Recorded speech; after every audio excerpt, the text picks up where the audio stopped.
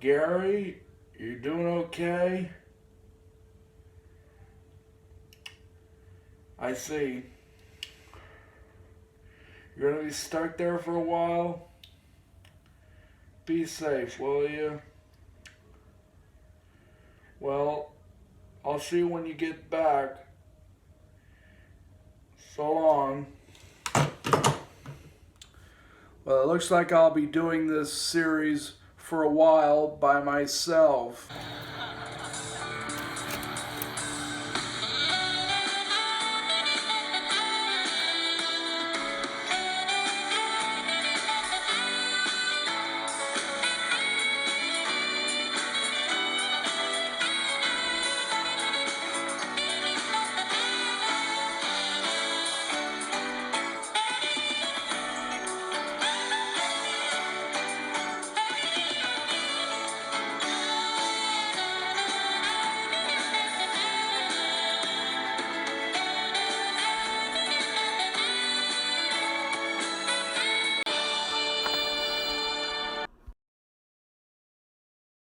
Hello, my name is Henry R. Mockingbird, your host with the mustache. Well, today I'm going to be looking at the 1961 Thief of Baghdad. So let's stop wasting time and dive in.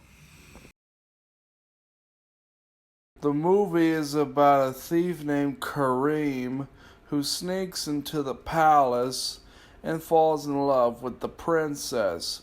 But the princess has fallen ill, and the only thing that could heal her is a blue rose.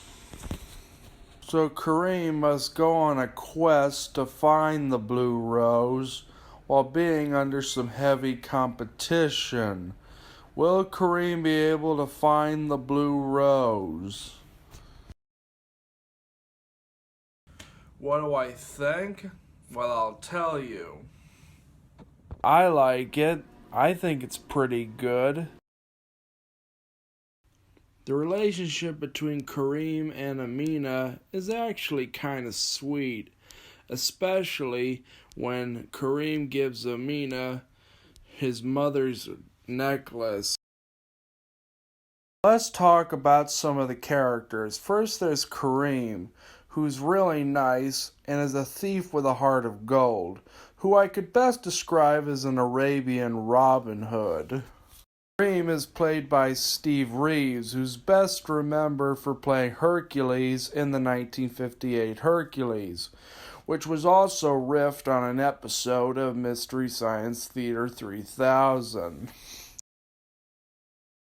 Pretty pleased with Herc on top. The movie has some good highlights, like when the trees come to life and strangle the men. I'm just glad this movie wasn't made in Japan, or otherwise this scene would have gone a lot worse.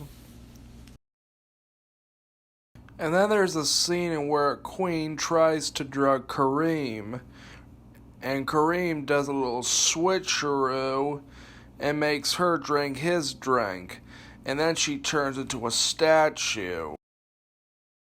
There's a scene where Kareem fights this big hulking brute.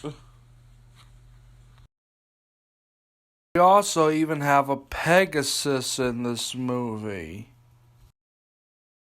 The film was directed by Arthur Lupin, who also directed the 1943 Phantom of the Opera, as well as several Abbott and Costello movies, as well as Francis the Talking Mule movies, and also created Mr. Ed.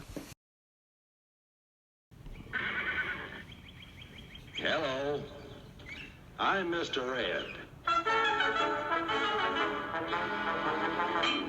A horse is a horse, of course, and no one can talk to a horse, of course. That is, of course, unless the horse is the famous Mr. Ed. Go right to the source and ask the horse. He'll give you the answer that you endorse. He's always on a steady course. Talk to Mr. Ed. Also gave Clint Eastwood his first movie contract. And he also directed a little film called The Incredible Mr. Limpet.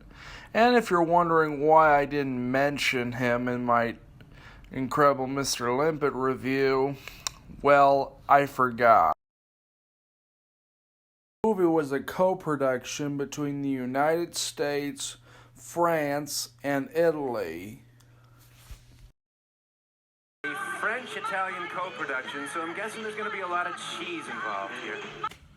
Wow. 2 MST3K clips in one episode.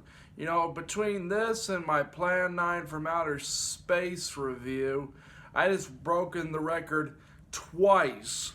Let's give me a hand. I talked about most of the ups of the film, but what are the downs of the film? Well, I'll tell you. One problem with this movie is that it takes a really long time to get going.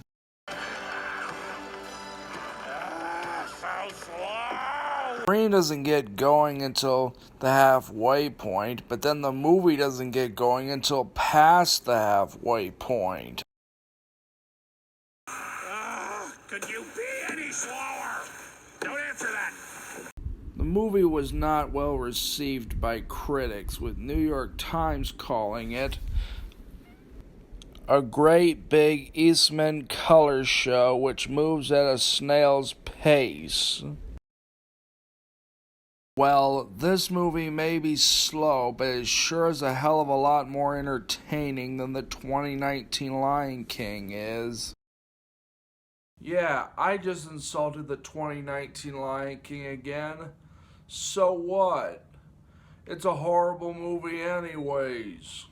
Well, until next time, I'm Henry R. Mockingbird, your host with the mustache, signing off. I give the film 5 stars.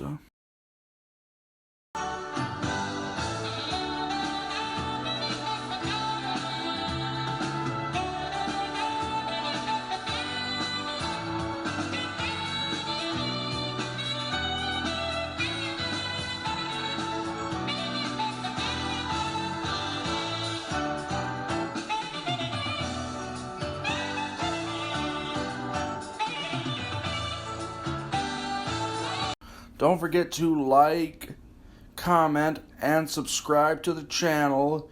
And don't forget to ring the bell for new content. If you would like to request an old school movie on this show, please do so by requesting it in the comments.